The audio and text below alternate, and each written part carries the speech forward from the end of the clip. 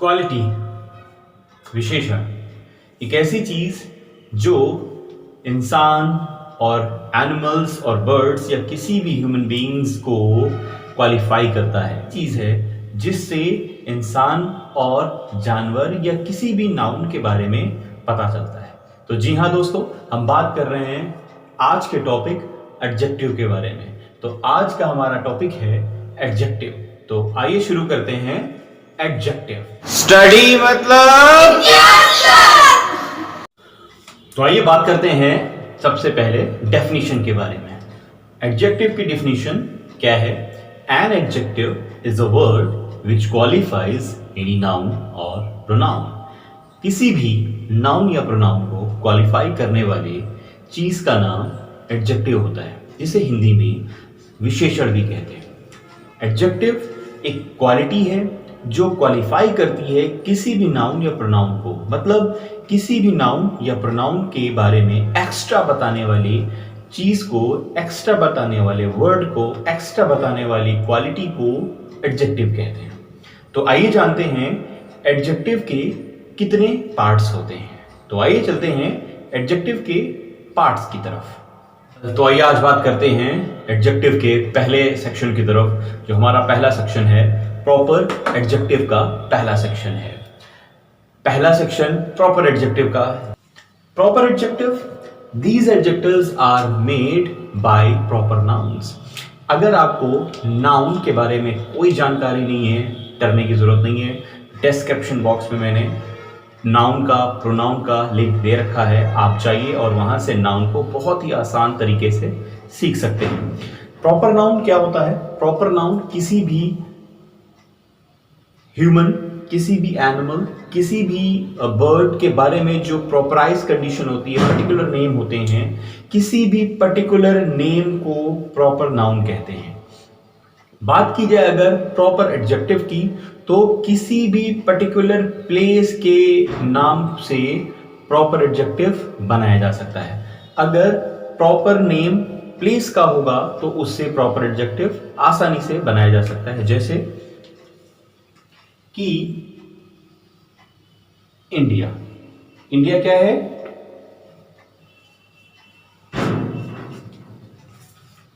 तो आइए सीखते हैं किस तरह प्रॉपर एडजेक्टिव बनाए जाते हैं। तो आइए चलते हैं वीडियो की तरफ। तो आइए चलते हैं, जानते हैं क्या है डिस्क्रिप्टिव एडजेक्टिव। डिस्क्रिप्टिव एडजेक्टिव जो है वो दो तरह से पूछा जाता है पेपर में। एक जो है एट्रीब्यूटिव और दूसरा प्रेडिकेटिव। डिस्क्रिप्टिव एडजेक्टिव में बेसली मेनली पूछा जाता है कि जितनी भी क्वालिटीज हैं, गुण, दोष, कलर, ये सब इसके अंदर आता है।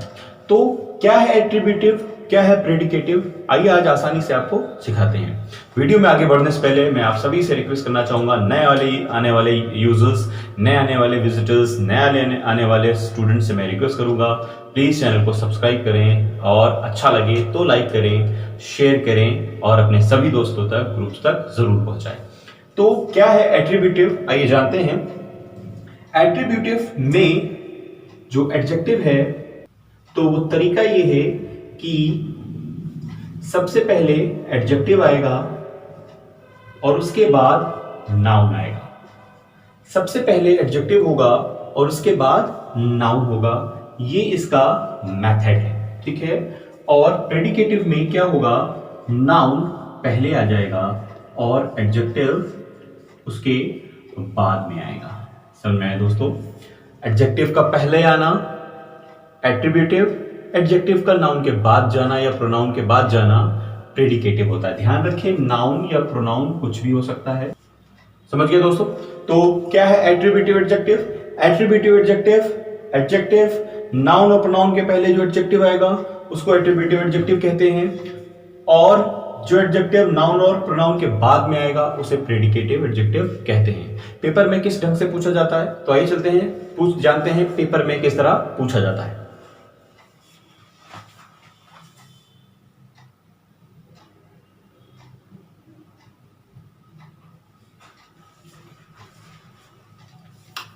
तो आइए जानते हैं इसके एग्जाम्पल्स और जानते हैं पेपर में किस तरह पूछा जाता है।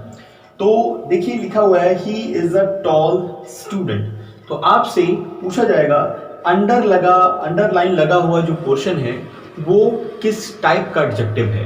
तो ये एडजेक्टिव आपका डिस्क्रिप्टिव एडजेक्टिव है। डिस्क्रिप्टिव में भी एडजेक्टिव है ये आपका एट्रीब्यूटिव। क्यों? क्योंकि ये है एडजेक्टिव और इसके बाद आया है स्टूडेंट नाम का नाउन। तो एडजेक्टिव के बाद नाउन या प्रोनाउन का आना ये कहलाता है एट्रीब्यूटिव एडजेक्टिव। बात करें अगर दूसरे सेंटेंस की, तो यहां लिखा हुआ है this student is tall. Student noun है और टॉल एडजेक्टिव है। जब किसी एडजेक्टिव के पहले नाउन आ जाएगा तो उसे हम प्रेडिकेटिव एडजेक्टिव कहते हैं। बात करें कुछ और एग्जांपल्स की, तो देखिए यहां लिखा है I have a square flat. I have a square flat. तो यहां पर फ्लैट एक नाउन है और नाउन के पहले स्क्वायर लगा है। स्क्वायर क्या होता है? स्क्वायर होता है एक चौकोर बॉक्स, इसको हम स्क्वायर कहते हैं। स्क्वायर एक एडजेक्टिव है जो फ्लैट की क्वालिटी बता रहा है। तो ये एडजेक्टिव कैसा हुआ? ये हुआ एट्रीब्यूटिव एडजेक्टिव। अगर बात करें आखिरी सेंटेंस की, आखिरी रूल की, आखिरी कंसेप्ट की, तो यहां लिखा हुआ है दिस फ्लैट इज स्क्वायर। अगर बात करें फ्लैट की तो ये नाउन है और ये है स्क्वायर एक एडजेक्टिव। तो नाउन पहले आया है, एडजेक्टिव बाद में आया है, तो इस वजह से ये एडजेक्टिव आपका प्रेडिकेटिव एडजेक्टिव होगा। तो उम्मीद है दोस्तों आपको ये डिस्क्रिप्टिव एडजेक्टिव बहुत ही आसान मेथड से समझ में आ गया होगा। आगे के कई इंटरेस्टिंग वीडियो जानने के लिए आपसे रिक्वेस्ट है कि चैनल को सब्सक्राइब करें, लाइक करें और जुड़े रहें और बेल आइकन जरूर दबा दें ताकि नए इंटरेस्टिंग वीडियो आप तक टाइम टू टाइम पहुंच जाए। तो आइए बढ़ते हैं अगले सेक्शन की तरफ। अगला सेक्शन एडजेक्टिव का पार्ट थर्ड। आइए चलते हैं वीडियो। Quantitative adjective. क्या है क्वांटिटेटिव एडजेक्टिव? क्वांटिटेटिव एडजेक्टिव एक वो एडजेक्टिव है जिसमें वो नाउन शामिल किए जाते हैं जो मात्रा बताते हैं, जो अनकाउंटेबिलिटी बताते हैं, जिन्हें काउंट नहीं किया जा सकता, जिनको गिना नहीं जा सकता।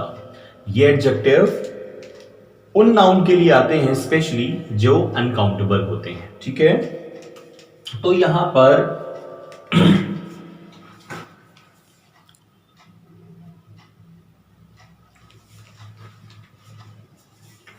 तो क्वांटिटेटिव एडजेक्टिव अनकाउंटेबल नाउन्स के लिए आते हैं। ये उनके पहले यूज किए जाते हैं और उसके बाद एक अनकाउंटेबल नाउन आता है। मतलब ये उन नाउन के लिए शामिल किए जाते हैं जिनको आप गिन नहीं सकते।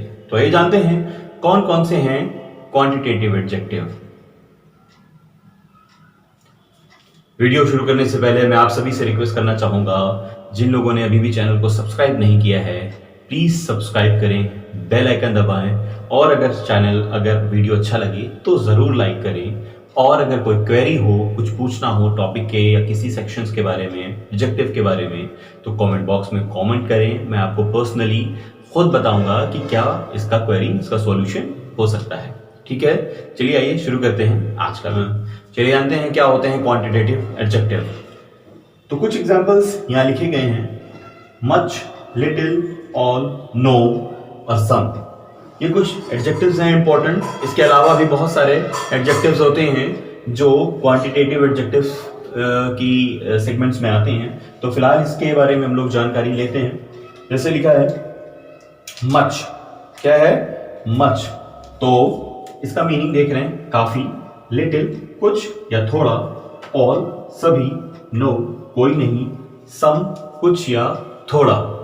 तो ये सभी के सभी एडजेक्टिव्स जो आप देख रहे हैं कम से कम ये अनकाउंटेबल नाउन के लिए जरूर आने वाले हैं। तो इसके साथ जो भी नाउन आएगा वो अनकाउंटेबल आएगा। अच्छा, अगर नाउन अनकाउंटेबल है मतलब सब्जेक्ट अनकाउंटेबल है तो वर्ब कैसी होगी? डेफिनेटली वर्ब ही सिंगुलर होगी। तो आइए जानते हैं इनके कुछ सेंटेंस के बारे में, किस तरह ये पेपर में पूछे जाते हैं। तो आइए इसके एग्जाम्पल्स के बारे में जानकारी लेते हैं। तो इसके examples much, little, all, some, no के बारे में। तो कुछ सेंटेंसेस हैं जैसे the baby has drank many milk. The baby has drank many milk. Baby ने बहुत सारा दूध पी लिया है। तो यहाँ पर आप देख रहे होंगे कि गलती है, मेनी का यूज नहीं होगा। क्यों नहीं होगा? क्योंकि मेनी एक काउंटेबल एडजेक्टिव है और ये अनकाउंटेबल के साथ नहीं आ सकता। मिल्क क्या है आपका? अनकाउंटेबल नाउन है, इसके साथ एडजेक्टिव जो आएगा वो अनकाउंटेबल ही होगा, तो मेनी की जगह क्या हो जाएगा, मच। बात करें अगर सेकंड सेंटेंस की, दूसरे, वी हैव लिटिल वर्क, हमें थोड़ा काम है, तो यहां पर लिटिल क्या है, अनकाउंटेबल एडजेक्टिव है और वर्क अनकाउंटेबल नाउन है, इसलिए ये सेंटेंस नो एरर सही हो गया। बात करें अगर तीसरे सेंटेंस की, तो लिखा है all glitters is not gold, all glitters is not gold. All क्या है, एक अनकाउंटेबल एडजेक्टिव है, मतलब क्वांटिटेटिव एडजेक्टिव है, इसके साथ जो नाउन आएगा वो अनकाउंटेबल होगा। ग्लिटर्स चमकने वाली चीजों को कहते हैं, ये भी अनकाउंटेबल है, तो ये सही हो गया। वर्ब सिंगुलर है, इसलिए ये भी सेंटेंस आपका सही हो गया। बात करें अगर तीसरे सेंटेंस की, नो की, तो there is no problem, problem एक अनकाउंटेबल नाउन है, इसके साथ नो आ गया, वर्ब भी अनकाउंटेबल मतलब सिंगुलर आ गई, तो ये भी सेंटेंस आपका सही हो गया। बात करें अगर आखिरी सेंटेंस की, तो few water of the jug has fallen. Few water, water uncountable noun है और फ्यू एक क्वांटिटेटिव एडजेक्टिव नहीं है, इसलिए ये न्यूमरल एडजेक्टिव है, इसके साथ वाटर नहीं आ सकता, तो यहाँ पर ये गलत है, इसके लिए यहाँ पर क्या हो जाएगा, फ्यू की जगह पर आप यहाँ पर आप सम या लिटिल जैसा कोई वर्ड यूज कर सकते हैं। तो दोस्तों ये रही एडजेक्टिव के फर्स्ट पार्ट की जानकारी। सेकेंड पार्ट और थर्ड पार्ट बहुत जल्दी आप अपलोड कर दिए जाएंगे। उम्मीद है आप जो है लगातार वीडियो को वॉच कर रहे हैं, और पसंद आ रहा हो तो प्लीज़ सब्सक्राइब करें, लाइक करें और चैनल को अपने ग्रुप में शेयर करें। तो आइए बात करते हैं क्वांटिटेटिव एडजेक्टिव के अगले सेक्शन के बारे में। बात करेंगे important section of quantitative adjective, the series of little. Little की सीरीज में हम जानेंगे कि what is the difference between little, uh little and the little. हम लिटिल, आ लिटिल और द लिटिल की सीरीज के डिफरेंसेस को जानेंगे और बहुत ही आसान मेथड से इसको सॉल्व करेंगे। इसको सीखने से पहले मैं आपसे एक रिक्वेस्ट ये करूंगा कि इसको इस बेस पर इसलिए ज़्यादा अच्छे से समझिए क्योंकि आने वाला जो एडजेक्टिव ऑफ नंबर है वो इसी बुनियाद पर, इसी बेस पर सॉल्व होगा। मतलब जिस तरह लिटिल उसी तरह फ्यू, जिस तरह आ लिटिल उसी तरह आ फ्यू, और जिस तरह द लिटिल उसी तरह द फ्यू सॉल्व होगा। बस डिफरेंस क्या होगा, डिफरेंस काउंटिंग और अनकाउंटिंग का होगा। मतलब डिफरेंस सिर्फ काउंटेबल नाउन और अनकाउंटेबल नाउन का होगा। तो pay attention at the board. तो आइए शुरू करते हैं लिटिल, आ लिटिल और द लिटिल के बारे में। तो आइए डिफरेंस को शुरू करते हैं। लिटिल क्या यूज है लिटिल का, तो लिटिल नथिंग का सेंस देता है।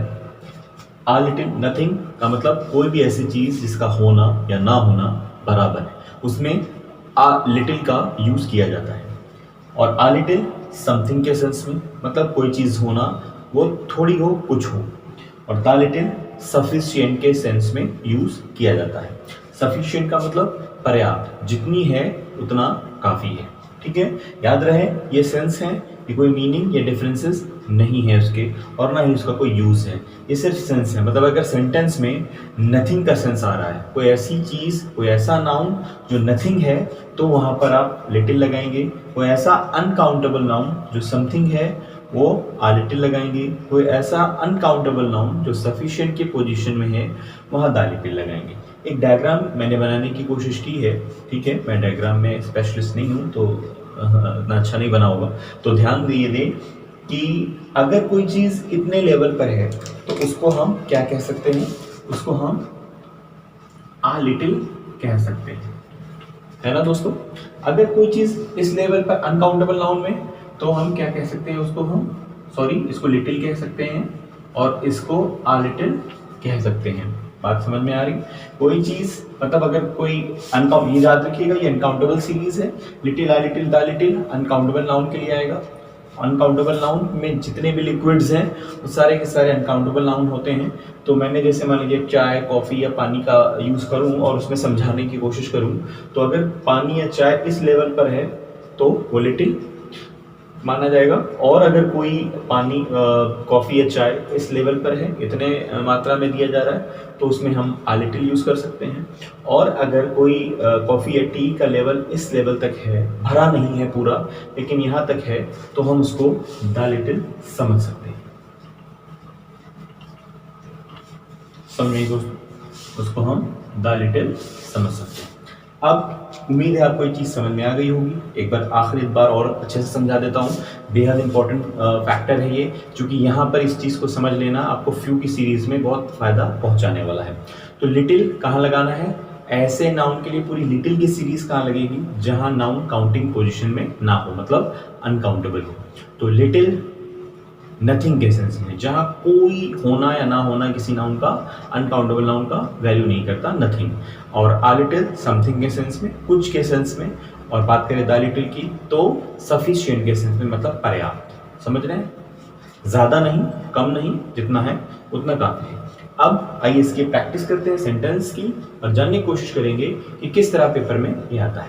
बात करें अगर पेपर में, तो पेपर में मैं बार बार कह रहा हूँ आपसे, 3 तरह से सवाल पूछे जाते हैं इंग्लिश ग्रामर में। एक कॉमन एरर, दूसरा फिल इन द ब्लैंक्स और तीसरा सेंटेंस इंप्रूवमेंट। कॉन्सेप्ट अगर आपका क्लियर है तो आप तीनों चीज़ें एक साथ आसानी से कर सकते हैं। तो आइए चलते हैं इसके एग्जाम्पल्स को समझते हैं। तो बात करें अगर इसके एग्जाम्पल्स की, तो इसके एग्जाम्पल्स बहुत ही स्टैंडर्ड एग्जाम्पल्स हैं जो पेपर में पूछे गए हैं। इन्हें अगर कर लेंगे आप तो ये समझ लीजिए आपका ये little uh little the little का प्रॉब्लम बिल्कुल सॉल्व हो जाएगा। आइए तीनों एग्जाम्पल्स को सॉल्व करते हैं।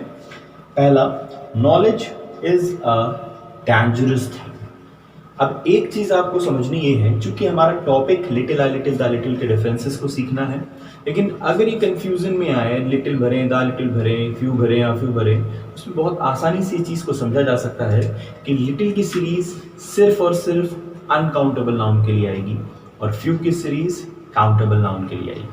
तो बात अगर करें हम इस ब्लैंक को भरने की, तो यहाँ पर डेफिनेटली एडजेक्टिव आने वाला है और एडजेक्टिव के जस्ट नेक्स्ट में कोई ना कोई नाउन आता है। तो नाउन को चेक कर लीजिए। नाउन अगर काउंटेबल है तो ये फ्यू की सीरीज, और नाउन ये अनकाउंटेबल है तो लिटिल की सीरीज होगी। देखिए यहां लिखा हुआ है नॉलेज। क्या लिखा है? नॉलेज। नॉलेज एक कैसा नाउन है? अनकाउंटेबल नाउन है। तो अनकाउंटेबल नाउन में लिटिल की सीरीज। मिल्क अनकाउंटेबल नाउन है, लिटिल की सीरीज। और बात करें अगर इधर ये ब्लैंक है, मिल्क, फिर से एक बार, तो अनकाउंटेबल नाउन है और ये लिटिल की सीरीज। अब तीनों भरेंगे।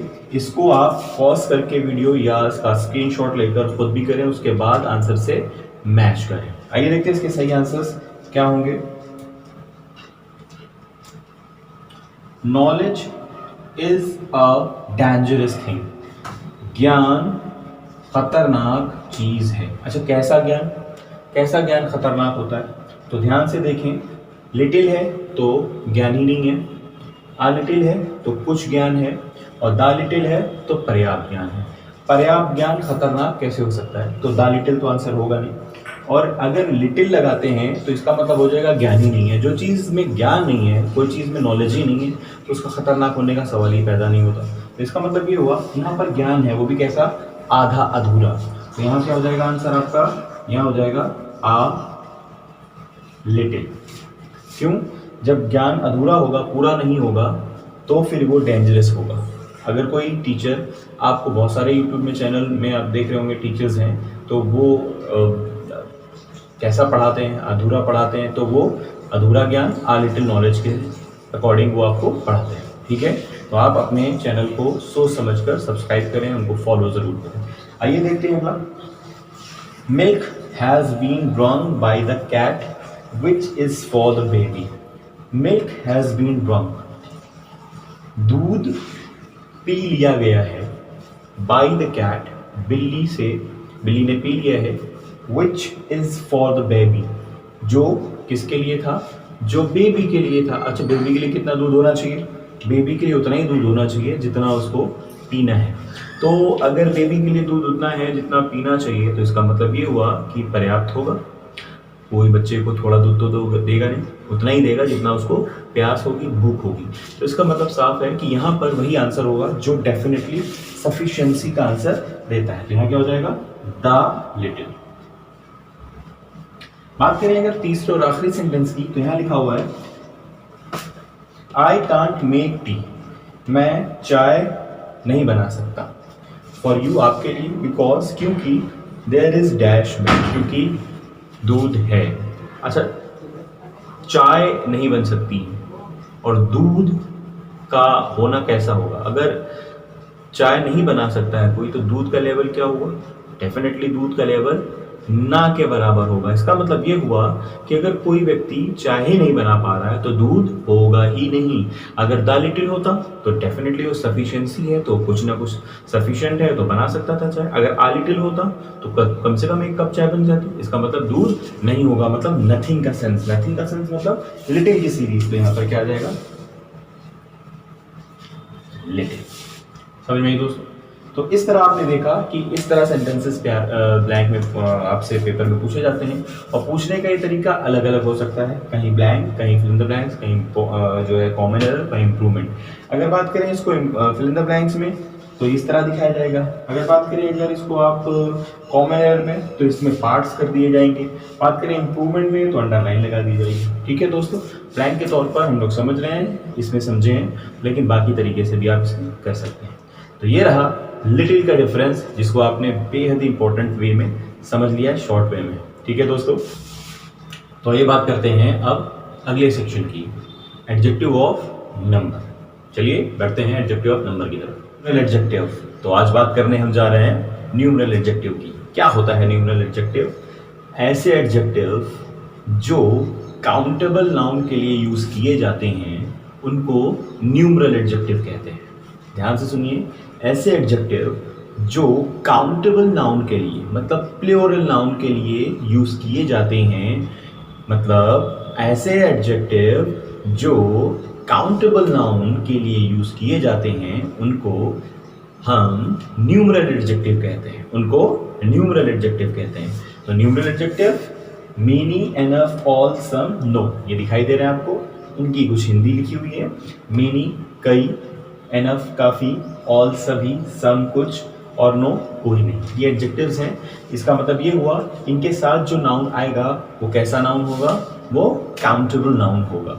मतलब साफ है, न्यूमरल एडजेक्टिव के साथ काउंटेबल नाउन का यूज किया जाता है। तो आइए एक एक कुछ एग्जांपल्स, कुछ सेंटेंसेस इनके देख लेते हैं, कैसे ये पेपर में आते हैं। मीनिंग बेस्ड हैं, बहुत आसान है, और जो पेपर में बहुत ज़्यादा पूछा जाता है उसको इसके बाद देखेंगे। ठीक है, तो वीडियो आइए एग्जाम्पल शुरू करने से पहले मैं आप सभी से रिक्वेस्ट करना चाहूँगा, जिन लोगों ने चैनल को अभी भी सब्सक्राइब नहीं किया है, प्लीज़ चैनल को सब्सक्राइब करें, लाइक करें, और अगर पसंद आए तो शेयर भी करें, और किसी भी तरह की क्वेरी के लिए कमेंट करें, उसका रिप्लाई आपको किया जरूर जाएगा। ठीक है दोस्तों, तो आइए इसके एग्जाम्पल्स की बात कर लेते हैं, और इसके एग्जाम्पल्स हैं there are much boys in the class. There are much boys, तो यहाँ बात करें अगर तो ध्यान से देखें, ये रहा आपका नाउन और ये रहा एडजेक्टिव। एडजेक्टिव कौन सा है? मच। मच कैसे एडजेक्टिव होता है? Quantitative adjective. क्वालिटेटिव एडजेक्टिव, इसको क्वांटिटेटिव मतलब अनकाउंटेबल नाउन के लिए। तो मच काउंटेबल नाउन के लिए नहीं आ सकता, इसका मतलब ये गलत है। तो यहाँ क्या होना चाहिए था? मेनी होना चाहिए था। ठीक है दोस्तों, क्योंकि मच काउंटेबल नाउन के लिए आता है, ना कि अनकाउंटेबल नाउन के लिए। ठीक है, अब बात करें अगर अगले सेंटेंस की, तो लिखा है लिटिल बॉयज आर रीडिंग। तो लिटिल किसके लिए आता है? अनकाउंटेबल के लिए। यहाँ बॉयज कैसा नाउन है? काउंटेबल नाउन है, इसलिए यहाँ पर लिटिल भी नहीं होगा। क्या हो जाएगा? यहाँ हो सकता है कोई भी चीज हो सकती है, फ्यू हो सकता है, कोई ऐसा एडजेक्टिव हो सकता है जो यहाँ पर फिट बैठ जाए मीनिंग के आधार पर। ठीक है, कोई भी हो सकता है, एनफ हो सकता है, फ्यू हो सकता है, कुछ भी हो सकता है।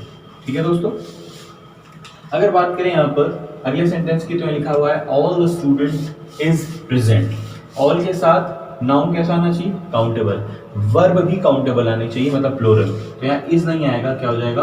आर। अगर बात करें अगले सेंटेंस की, तो लिखा हुआ सम गर्ल आर मिसिंग। सम कैसा एडजेक्टिव है? काउंटेबल अनकाउंटेबल दोनों है, क्योंकि नाउन से डिपेंड करता है कैसा एडजेक्टिव है। तो गर्ल है, इसका मतलब काउंटेबल है, तो सम क्या हो जाएगा? गर्ल्स हो जाना चाहिए। यहाँ गलती है, सम गर्ल्स हो जाएगा, और आर की जगह यहाँ पर क्या हो जाएगा? आर तो सही है। ठीक है, आर सही, कोई दिक्कत नहीं। अगला है नेक्स्ट एडजेक्टिव नो। नो के साथ एडजेक्टिव कैसा आएगा? अकॉर्डिंग टू नाउन, काउंटेबल या अनकाउंटेबल दोनों। आंसर कैसा है? आंसर देखे जा सकते हैं, तो ये काउंटेबल है, इसलिए आंसर क्या हो सकता है? दोनों सही। नो आंसर इज राइट, ये भी सही है, और नो आंसर्स आर राइट, वो भी सही है। तो ये सेंटेंस आपका सही। ठीक है दोस्तों, ये कुछ इंपॉर्टेंट फैक्ट्स रहे हैं आपके एडजेक्टिव ऑफ न्यूमरल या न्यूमरल एडजेक्टिव या एडजेक्टिव ऑफ नंबर या नंबर एडजेक्टिव के। ठीक है दोस्तों, आइए इसका एक अगला सेक्शन भी। तो आज हम लोग जानेंगे इन ग्रामर पोर्शन का बेहद इंपॉर्टेंट फैक्टर एडजेक्टिव का, न्यूमरल एडजेक्टिव। और न्यूमरल एडजेक्टिव में हम जानेंगे सीरीज ऑफ फ्यू। तो जुड़े रहिए दोस्तों फ्यू की सीरीज जानने के लिए। क्या है फ्यू, आइए चलते हैं वीडियो में। तो हम लोग जानेंगे फ्यू, आ फ्यू और द फ्यू के डिफरेंसेस को। क्या है फ्यू, क्या है आ फ्यू, क्या है द फ्यू। जो लोगों ने इसके पहले के वीडियोस देखे होंगे या वीडियो पूरा देख रहे होंगे तो उन्होंने देखा होगा कि मैंने अभी आपको लिटिल की सीरीज पढ़ाई थी। लिटिल की सीरीज में कहा था कि यही सीरीज के कॉन्सेप्ट अगले फ्यू की सीरीज में आने वाले हैं। तो जो कंसेप्ट लिटिल के थे वही कंसेप्ट आके आपके फ्यू में होंगे। बस डिफरेंस क्या होगा, काउंटेबल नाउन और अनकाउंटेबल नाउन का। तो जैसा कि आप देख रहे हैं ये फ्यू की सीरीज है, तो ये फ्यू की सीरीज काउंटेबल नाउन के लिए यूज की जाती है। फ्यू नथिंग का सेंस काउंटेबल नाउन के लिए, आ फ्यू समथिंग का सेंस काउंटेबल नाउन के लिए, द फ्यू सफिशिएंट का सेंस काउंटेबल नाउन के लिए यूज किया जाता है। तो आइए चलते हैं इसके इंपॉर्टेंट एग्जाम्पल्स की तरफ। तो ये रहे आपके कुछ एग्जाम्पल्स बोर्ड पर, इनको हम लोग सॉल्व करेंगे और जानेंगे क्या है फ्यू का पूरा कॉन्सेप्ट। जैसा कि मैंने आपको समझाया, उम्मीद है आपको अच्छे से समझ में आया होगा। वीडियो पॉज करेंगे और इसको हल करेंगे। ठीक है दोस्तों, लेकिन हल करने से पहले मैं आप सभी से रिक्वेस्ट करना चाहूँगा, जिन लोगों ने भी अभी चैनल को सब्सक्राइब नहीं किया है प्लीज़ चैनल को सब्सक्राइब करें, लाइक करें और शेयर करें और किसी भी तरह की क्वेरी के लिए कॉन्टैक्ट करें। चलिए आइए बढ़ते हैं अपने सॉल्यूशंस की तरफ। पहला sentence, the doctor advised him to take rest for dash days. Doctor ने एडवाइस दी उसको आराम करने के लिए दिनों। कितने दिन के लिए आराम करने के लिए कहेगा। अगर मान लीजिए हमने यहाँ फ्यू लगाया तो आराम क्या की हुई भाई, किसी चीज की आराम नहीं हुई। ठीक है, तो ये तो हो नहीं सकता। अगर हमने द फ्यू लगाया तो फिर आराम परमानेंट करता रहेगा बंदा वो। ठीक है, तो आराम इतनी नहीं करनी चाहिए, उतनी करनी चाहिए जितनी जरूरत है। इसका मतलब ये हुआ कुछ दिन। तो यहाँ आंसर क्या हो जाएगा आपका, सफिशिएंट आंसर ना होकर समथिंग के सेंस में आ फ्यू हो जाएगा। तो यहाँ आंसर क्या होगा, आ फ्यू। बात करें अगर दूसरे सेंटेंस की, the show can't be run. Show नहीं चल सकता, क्यों, क्योंकि देयर आर होगा यहाँ पर, देयर आर डैश स्पेक्टेटर्स। दर्शक मौजूद हैं। अच्छा, दर्शक हैं और शो नहीं चल सकता, तो इसका मतलब दर्शक कितने होंगे, दर्शक सफिशिएंट हुए तो फिर चल सकता है, बिल्कुल चल सकता है। तो इसका मतलब इतने तो नहीं थे। और अगर कुछ हैं तो भी चल सकता है, इसका मतलब हुआ होंगे ही नहीं। तो क्या होगा, देयर आर फ्यू स्पेक्टेटर्स। होना ना होना उनका बेकार। अगली बात करें ओनली की, तो ओनली का कॉन्सेप्ट बहुत क्लियर है। ओनली के साथ आ फ्यू ही आता है, इसको डायरेक्ट आप याद कर सकते हैं और इसको ग्रामर के सेंस पर भी लगा सकते हैं। जैसे ओनली डैश पर्सन्स, कुछ ही पर्सन्स आर अलाउड हैं इन मैरिज सेरेमनी, शादियों में। नाउअडेज, आजकल कोविड चल रहा है, उम्मीद है आप सब भी जो है कोविड-19 का जो है गाइडलाइन फॉलो कर रहे होंगे। और सरकार भी हमको जो है बहुत ही रिएक्ट कर रही है और सरकार भी ने नए नियम निकाले हुए हैं शादियों के लिए। 25-50 ऐसे चल रहा है। ठीक है, तो अब इस समय शादियों में क्या लिखा, मीनिंग क्या रहा है, no allowed in marriage ceremony nowadays. Covid चल रहा है तो इसमें इतने ज्यादा शादियों में अलाउड नहीं है। तो इसका मतलब क्या हुआ, इसका मतलब ये हुआ कि सिर्फ कुछ ही लोग हुए। अगर हम फ्यू कर देंगे तो उसमें होना ना होना बेकार है, द फ्यू कर देंगे तो सफिशिएंट हो जाएंगे, जितने जाते हैं उतने ही जाएंगे, कोई 1000 को लेकर जाता नहीं है। इसका मतलब ये हुआ कि यहाँ पर ओनली अ फ्यू होगा, चाहे ओनली से याद करिए चाहे कॉन्सेप्ट से याद करिए। तो ये रहा सीरीज ऑफ फ्यू, उम्मीद है आपको जरूर समझ में आया होगा। और लोगों ने, अगर आप सबने वीडियो पूरा देखा हुआ है तो thank you so much. Please like करें, कमेंट करें और सब्सक्राइब करना ना भूलें। आइए मिलते हैं अगले इंपॉर्टेंट सेक्शन की तरफ। तो ये रहा फ्यू की सीरीज। तो आइए मिलते हैं एडजेक्टिव के अगले सेगमेंट में।